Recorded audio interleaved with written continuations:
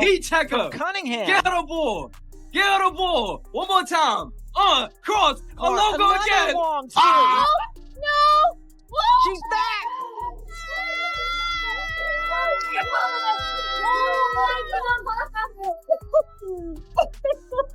Oh my God! Dynamic This isn't real. player in the game. What? 9 points in 38 seconds for Caitlin. She hit all 3 threes. And not only 9, What's it's 30, going but look on? at the depth I on don't know. these field goal living- attempts. She's certainly feeling Oh it. my God. Left side.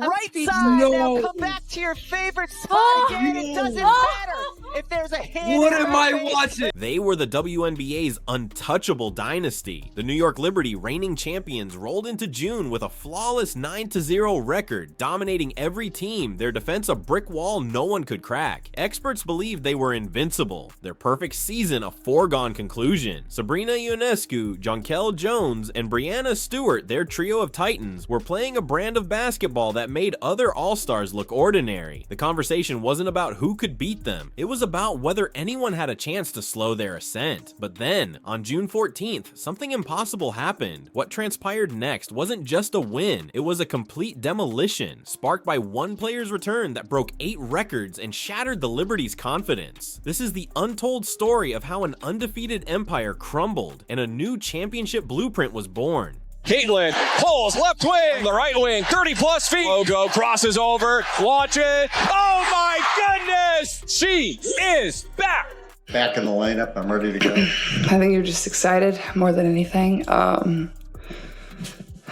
It gets kind of difficult when you prepare for a game. Obviously, when I'm on the bench, still knowing the scout, knowing everything that the other team's going to do, and still trying to mentally prepare and go through everything like I'm going to play, even though I knew I wasn't going to play. So, doing that, but also knowing I was going to be able to be active today, I think gives you a little extra juice. So I'm certainly excited just to get back out there, get playing, and really good opportunity for us at home here, coming off of a loss. So it's a big game. The Indiana Fever, on the other hand, arrived at this pivotal moment battling their own demons. They were a team in flux, riddled with injuries and struggling to find consistency. Most observers viewed them as just another stop on the Liberty's path to an unblemished season. They hadn't looked like a championship contender. Frankly, they often looked disoriented. The whispers surrounding their roster were less about potential and more about how they'd navigate their current challenges. We played the Liberty. There was obviously a frustrating ending. What lessons can you take from that experience, and how can that be applied to this, even though I know obviously Liberty look a little different with 2 starters out? Yeah, I mean, I think certainly you take time and score situations, different versions of handling runs, offensively, defensively. Margin for error is small against a team like New York, and every play matters. Every time we send them to the free throw line matters. Every rebound matters. We can't afford to have empty possessions on the offensive end of the floor. You've got to play your A game. Yet, one critical piece was about to slide back into place. For weeks, the WNBA had held its breath, speculating about the return of Caitlin Clark. A quad injury had sidelined her for 5 agonizing games, leaving a gaping hole in the Fever's lineup and a shadow of doubt over her immediate future. Will she return at full strength? Could one player, even her, truly change the trajectory of an entire team, especially against such an unstoppable force? The tension was palpable when the answer finally arrived. The stage was set at Gainbridge Fieldhouse, and what happened next was so improbable, so explosive, it would rewrite history in a mere 38 seconds. So I think we continue to learn lessons from the first time we played them and from our last game against Atlanta, every single day that we move forward. I think they're a different team. Certainly we're going to be a different team having C and Sophie back on the floor.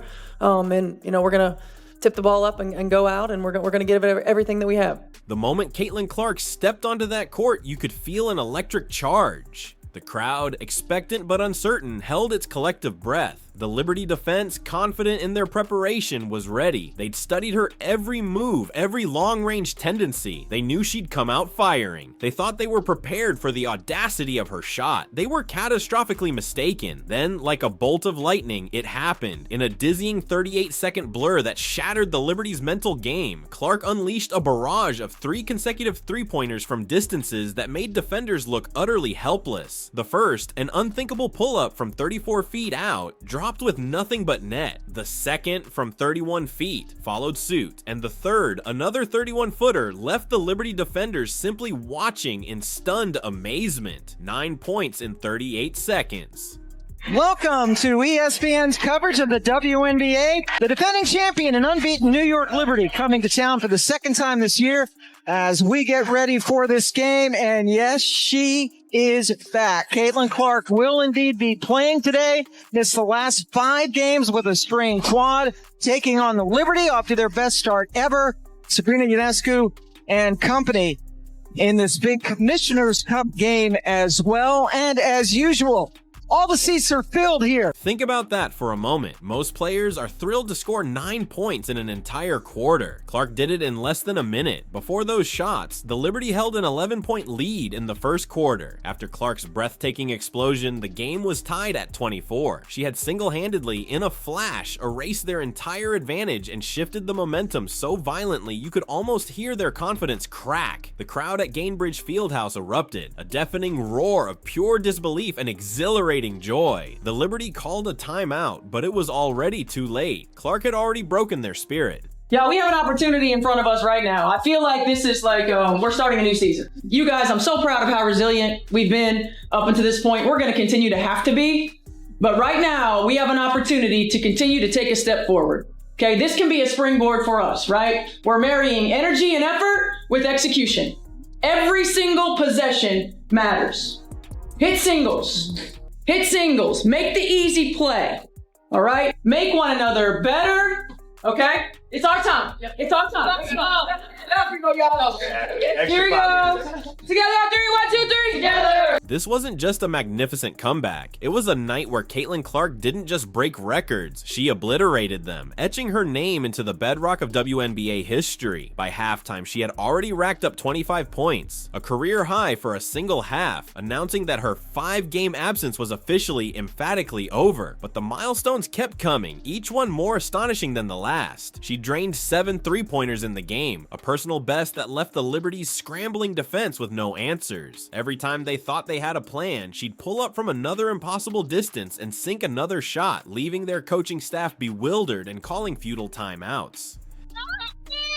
And Cunningham is down behind the play, but they've got Caitlin Clark to fire away from 2 players with incredible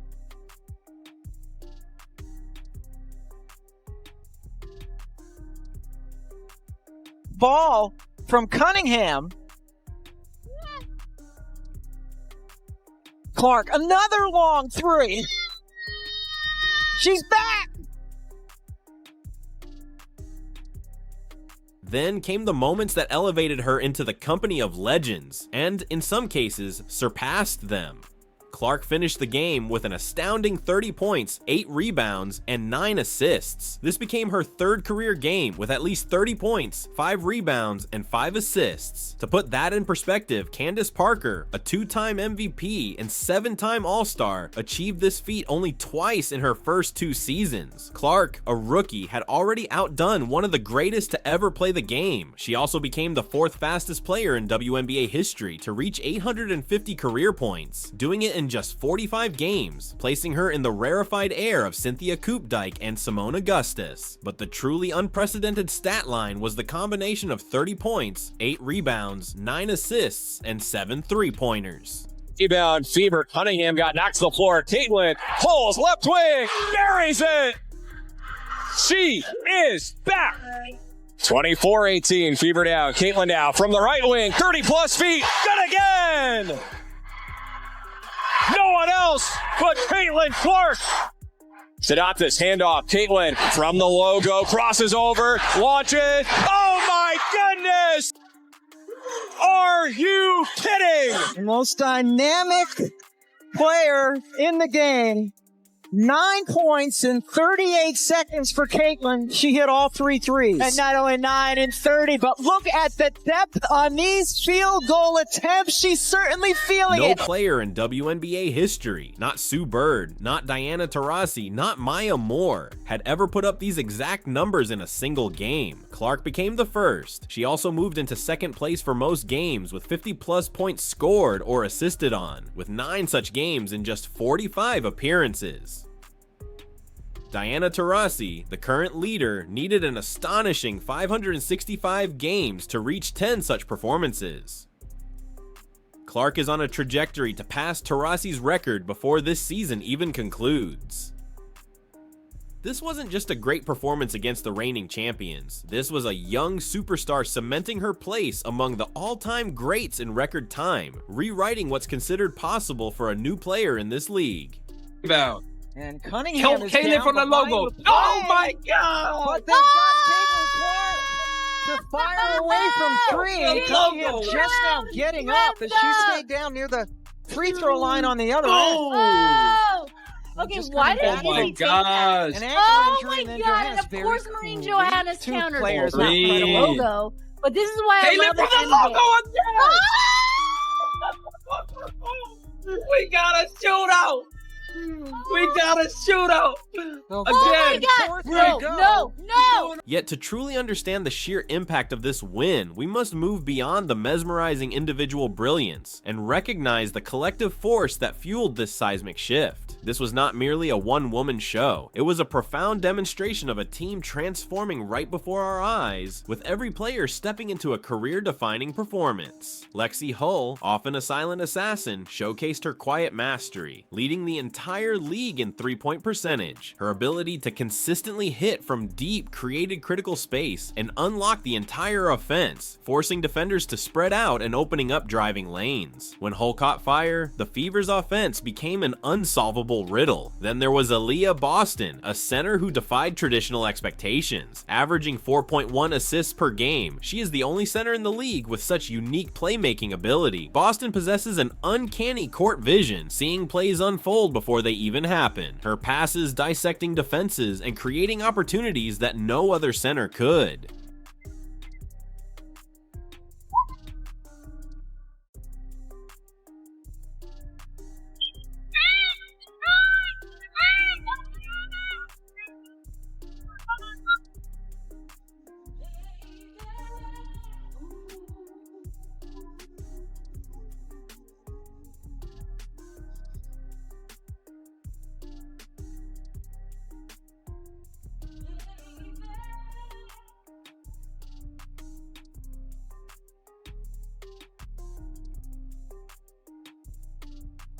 Her facilitating from the paint makes the Fever's offensive flow genuinely distinctive. Kelsey Mitchell, too, rose to the occasion, adding 22 crucial points, delivering clutch shots that repeatedly stifled the Liberty's attempts at a comeback. Every time New York threatened to close the gap, Mitchell responded with a decisive three-pointer or an aggressive driving layup, her scoring prowess easing the immense pressure. And the depth of this roster became undeniable with Sydney Colson's contributions off the bench. Providing 10 points and 6 assists, Colson stepped into pivotal moments with remarkable composure, her steady play ensuring the momentum never wavered, even when the starters needed a breather. This collective elevation wasn't just impressive, it was the hidden engine behind the Fever's shocking triumph. I don't know if you guys have seen or heard, but Caitlin Clark is in fact back. Caitlin Clark!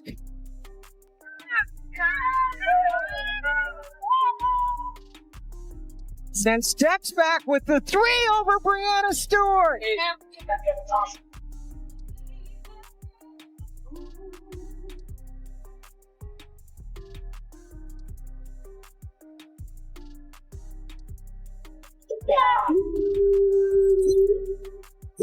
This wasn't just a game won, it was a blueprint for championship basketball laid bare. The Fever, under coach Stephanie White's astute guidance, executed a defensive masterclass that systematically dismantled the Liberty's seemingly unstoppable offense. They forced New York to play at their pace, disrupting the Liberty's fluid pick and roll with smart, aggressive adjustments that stripped away the mismatches New York typically exploited. Every possession became a battle, and the Fever won the strategic war. Stephanie White herself emphasized emphasized the importance of her team's unwavering resilience, noting, "This group, they stay together, they encourage one another, they draw strength from one another." This team-first mentality was on full dazzling display, forging an unbreakable bond that refused to crumble under pressure. When the stars shone brightest and the role players elevated their game with perfect synchronization, the Indiana Fever transformed from a good team into an undeniable championship contender. The chemistry was palpable, the execution was flawless, and the confidence soared. The final score, Fever 102, Liberty 88, wasn't just a victory, it was a definitive statement, a declarative roar that echoed across the league.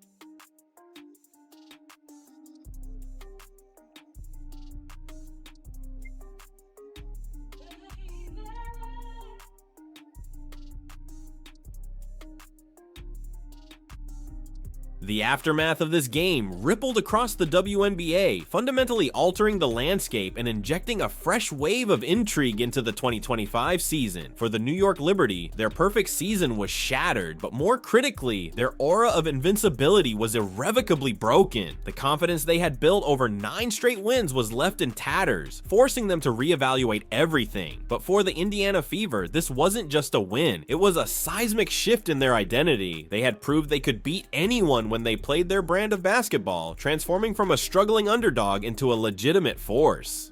To get it inside to Mitchell. Those two have such a great connection. Rebound, battled for, Clark comes away with it. Caitlin, outlet to Aaliyah, in stride, right post, and she fakes it in. It's a dime from CC to AB. And that does it for a scintillating first 20 minutes at Cambridge Fieldhouse. It's the Fever 53 and the Liberty 50. Overnight, they moved to 5 wins and 5 losses, seizing first place in the Eastern Conference standings for the Commissioner's Cup. This game served as a powerful declaration to every other team. The Fever have figured out their championship formula, with records breaking at an astonishing pace and her teammates reaching new career heights. The 2025 WNBA season just became infinitely more compelling. Will this become the defining moment, the catalyst for a new dynasty? Only time will tell, but one thing is certain, the WNBA just got a whole lot more interesting. Clark nails it. A 17-0 run.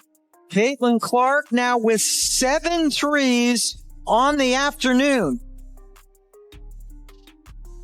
I thought Sid was fantastic today. She makes 2 huge threes for us in the second half. Soph was fantastic.